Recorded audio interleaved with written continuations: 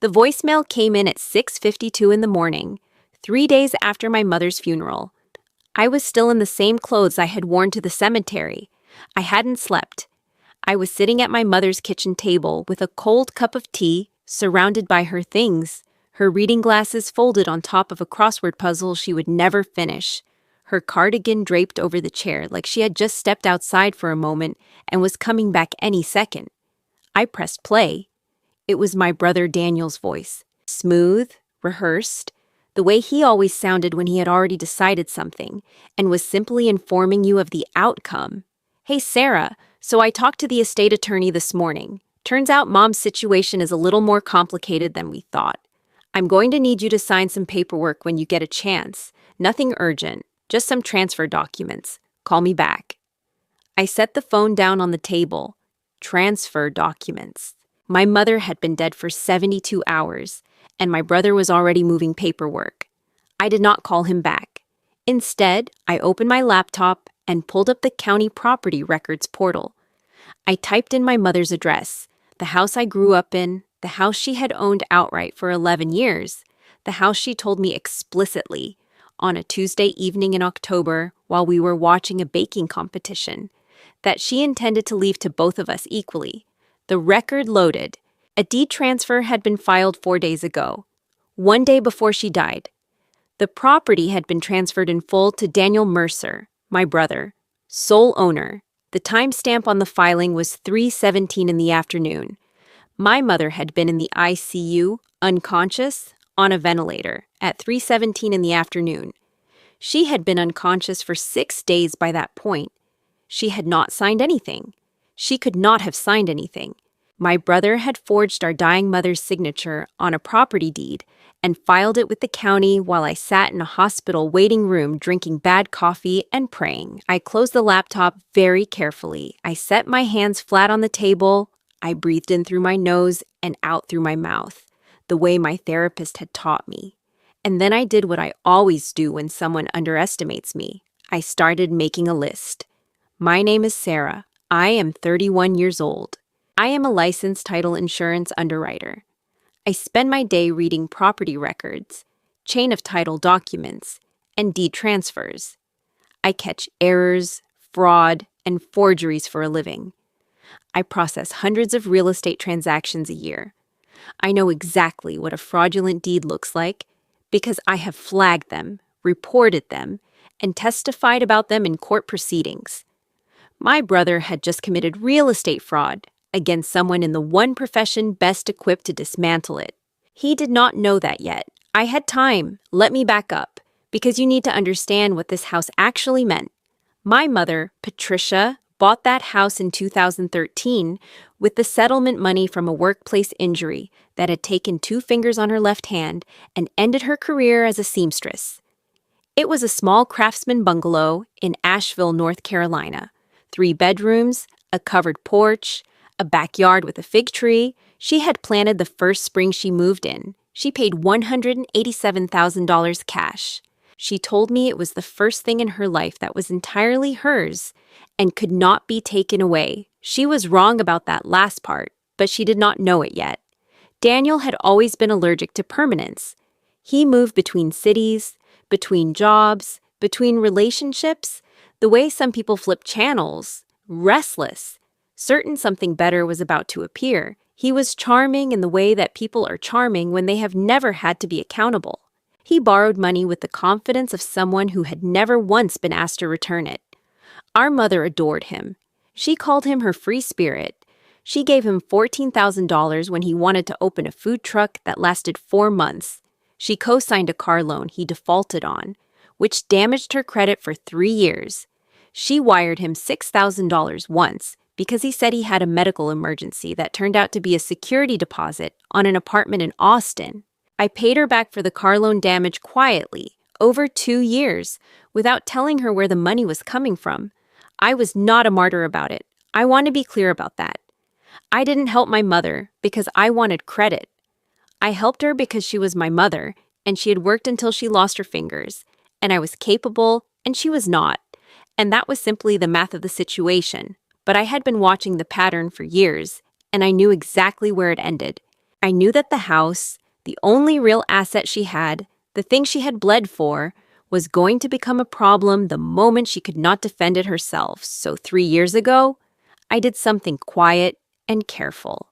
I sat down with my mother on a Sunday afternoon, and I explained in plain language that she needed an estate plan. Not because she was dying, because she was alive, and she had something worth protecting. I explained what a will was, what a living trust was, what the difference between probate and non-probate transfer meant in the state of North Carolina. I answered every question she had. And then I drove her to an estate planning attorney named Renata Osei, who I had worked with professionally and trusted completely. My mother signed a will that day. She signed a revocable living trust. She named me as trustee. She named both Daniel and me as equal beneficiaries. And she included a provision I had asked Renata to add specifically, a no contest clause, and a separate clause stating that any beneficiary who attempted to transfer, encumber, or fraudulently convey trust, property would be immediately and permanently removed from the beneficiary designation and forfeit their share entirely. My mother read the whole thing. She asked what fraudulently convey meant. Renata explained it. My mother looked at me with an expression I couldn't quite read at the time. Now I think I understand it. She knew. Not specifically, not about Daniel in particular, but she knew in the general way that mothers know things. She signed every page. The trust document was filed with Renata's office. A copy was in a fireproof lockbox in my closet. A copy was in my mother's safety deposit box at the credit union. Daniel knew nothing about any of it. What he had found, I later discovered, was an old draft will my mother had made in 2019 before I convinced her to do the trust. A simple one-page document naming him as sole heir that she had printed from a legal website. She had never had it properly witnessed or notarized. It was legally meaningless. But Daniel didn't know that, or didn't care, or assumed that combined with a forged deed, it would be enough to muddy the water sufficiently that I would give up rather than fight. He did not know me very well. I called Renata at 8 o'clock that same morning. I told her what I had found in the county records. I could hear the quality of her silence change. "Sarah," she said, "don't contact him yet." "I know," I said. "Don't tip him off that you've seen the filing. I know. Give me until noon." I spent those 4 hours doing what I do best. I pulled the full property record history. I documented the deed filing with timestamps. I requested a copy of the instrument from the county registrar's office and compared the signature on file against every other document my mother had ever signed. The original deed from 2013, the trust instrument, her credit union signature card, a letter she had written to her insurance company that I had in my files. The signature on the fraudulent deed was not even close. The handwriting was compressed and angular. My mother wrote in big looping cursive she had learned in a Catholic school in 1971. I photographed everything. I created a folder. I labeled it with the date. At noon, Renata called back. She had contacted the county registrar's office directly. She had spoken to the district attorney's office. She had a name, a detective in the financial crimes unit named Marcus Webb, who specialized in real estate fraud. She had already briefed him. "He wants to meet tomorrow," she said. "Does Daniel know yet?" I asked. "No," she said, "and I'd like to keep it that way for a little while longer. Sarah, what's he doing with the property?" I had been watching. I had a real estate alert set up on the address. Because of course I did. "He listed it this morning," I said. "Cash offers only. Quick close. He's asking $340,000. Renata was quiet for a moment. "He's trying to sell it before you can contest anything." "Yes," I said. "He thinks he has about a 2-week window before I figure out what he's done." "How long have you known?" 5 hours and 40 minutes. She laughed, which was not something Renata did often. "Okay, here's what I need you to do." What she needed me to do was exactly what my instincts told me to do and had been doing since I opened the laptop that morning.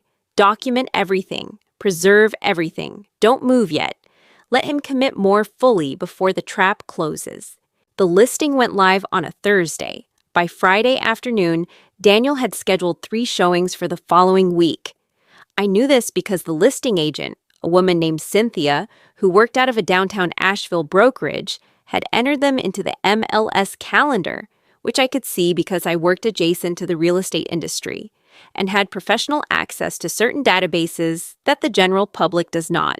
I also knew because I drove past my mother's house on Friday evening and saw Daniel's rental car in the driveway and the lockbox on the front door handle.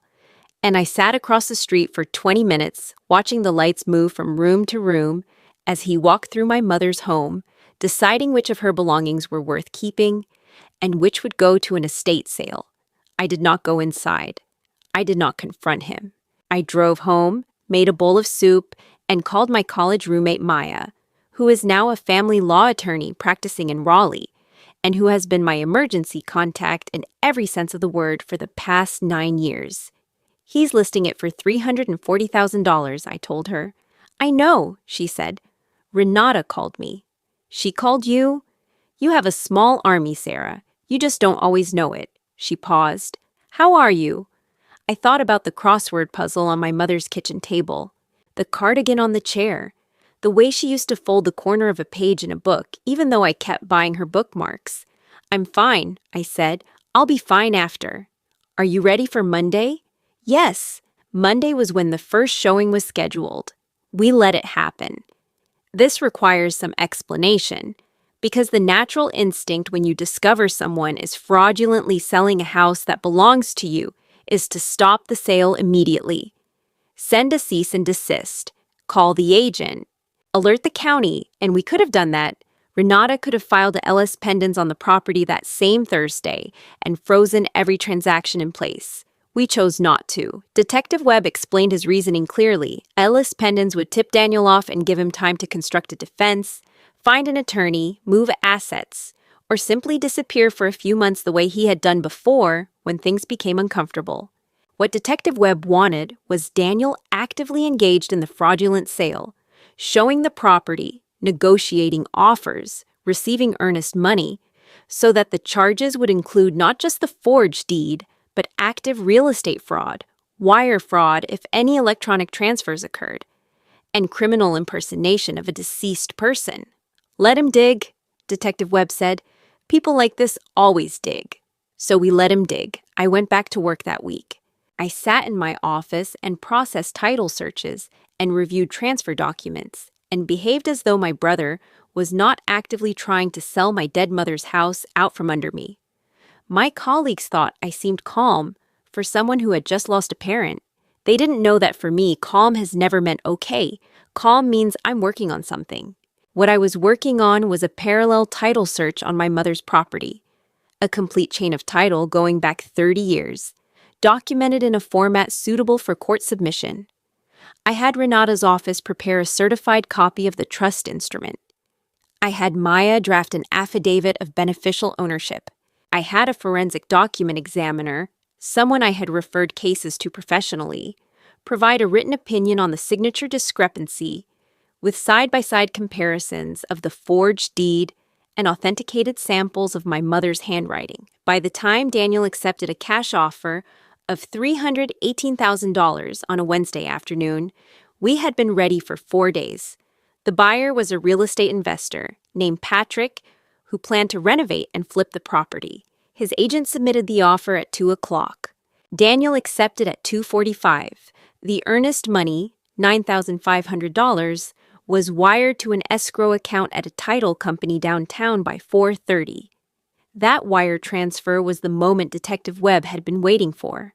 At 9 o'clock Thursday morning, Renata filed the LI's pendens. At 9:15, she filed an emergency motion in Superior Court for injunctive relief, supported by a complete package of documentation that we had been building for 8 days.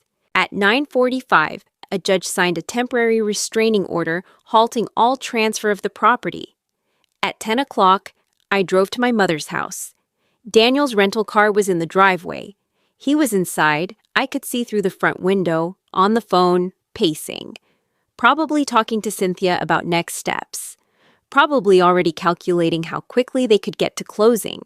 I had a key. It was the key my mother gave me when I helped her move in 11 years ago. I had carried it on my keychain ever since. I let myself in. Daniel turned around.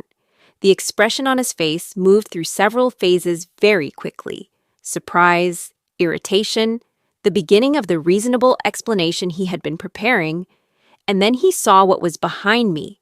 Renata came in first, then Maya, then Detective Webb, who had driven up from downtown in an unmarked car and was now standing in my mother's front hallway in a navy jacket with a folder under his arm and the particular expression of someone who does not need to raise his voice to make a point. "Daniel Mercer?" he said. My brother's face had gone the color of old ash. "I'm Detective Webb with the Financial Crimes Unit. I need you to come with me." Daniel looked at me. He was searching my face for something. Regret, guilt, the reflexive apology he had seen from me so many times over the years. The "I'm sorry for making things difficult," the "please don't be upset with me," the "can we just figure this out as a family." I looked back at him and felt nothing except the steady, clean clarity of a transaction completing exactly as documented. "I don't know what she told you," he started, "but this is a family matter, and Mr. Mercer," Detective Webb said, "the signature on the deed filed with the county on October 14th has been examined by a certified forensic document examiner. The filing occurred while the named grantor was documented as unconscious and on ventilator support in the ICU at Mission Hospital. We have hospital records confirming her condition. We have time-stamped security footage from the hospital showing your presence at 11 a.m. and again at 7 p.m. that day, and the county filing timestamp of 3:17 p.m., which is inconsistent with your mother being capable of executing any legal document. We also have a wire transfer of $9,500 received into an escrow account yesterday afternoon as earnest money on a fraudulent sale." Daniel opened his mouth. "The charges," Detective Webb continued, as if Daniel had not moved at all, "include forgery of a legal instrument, recording a false instrument, real estate fraud, and wire fraud. The wire transfer makes this a federal matter in addition to state charges." My brother looked at me again. "This is because of the house," he said. Like that explained it. Like that contextualized it into something reasonable and symmetrical. Like what he had done and what I had done existed on the same moral plane. "Yes," I said. "It is. I needed the money, Sarah. I'm in a bad situation. I'm serious. You don't understand how bad." "I understand exactly," I said.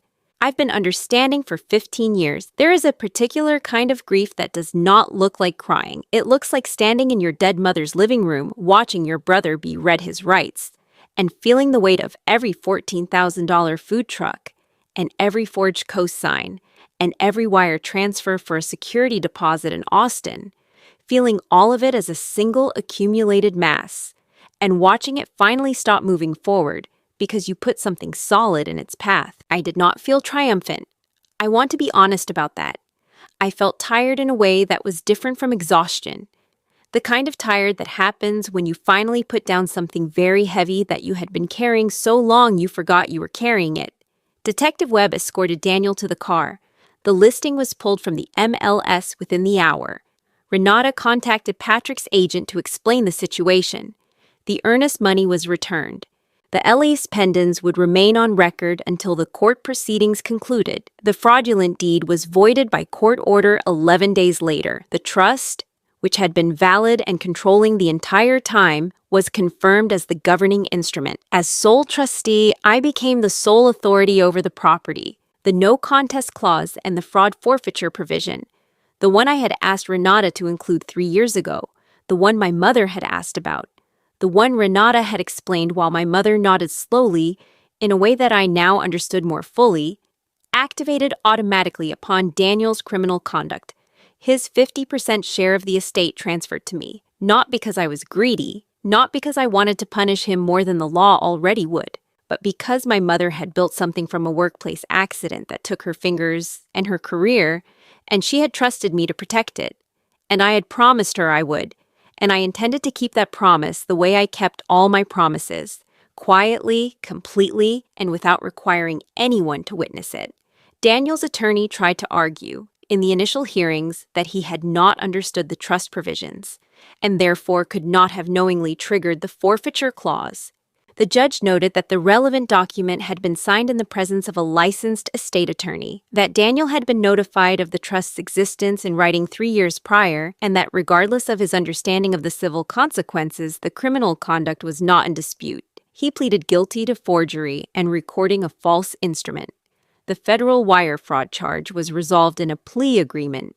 He received probation, mandatory restitution, and a requirement to complete financial fraud counseling, a program that, I was told, exists specifically for people who have committed financial crimes against family members, which is apparently common enough to warrant its own intervention track. I kept the house. I spent 3 weeks going through it carefully. I found the crossword puzzle on the kitchen table, and I finished it. 14 across was a 7-letter word for perseverance. I filled in the letters in her pen, which was a blue ballpoint she kept in the pocket of the cardigan on the chair. I found a box in her closet with every birthday card I had ever sent her. She had kept every one, going back to when I was 7 and had spelled February wrong. I sat on the floor of her closet for a long time with a box in my lap. I found the copy of the trust document in her safety deposit box, the one she had gotten from Renata. She had written in the margin, in her big looping Catholic school cursive, next to the clause about fraud forfeiture, Sarah made sure. That was all. 3 words. No exclamation point. Just a statement of fact. The way she talked when she meant something completely. I kept the fig tree. It needs to be pruned in the spring, which I have been reading about. I have never gardened before, but there are apparently books about it, and I am good with information. Maya came up from Raleigh for a weekend in November, and we sat on the covered porch with coffee and watched the leaves come down. She asked me if I felt like it was over. I thought about it. It's been over for a while, I said. I just had to finish the paperwork. She laughed, then I laughed. And for the first time since my mother's kitchen table and the cold cup of tea and the voicemail that started everything, the laughter felt like it was coming from somewhere real. My phone buzzed on the porch railing, a text from a number I did not recognize. I looked at it. It was Daniel. He had a new phone. The message was 2 sentences. I'm sorry.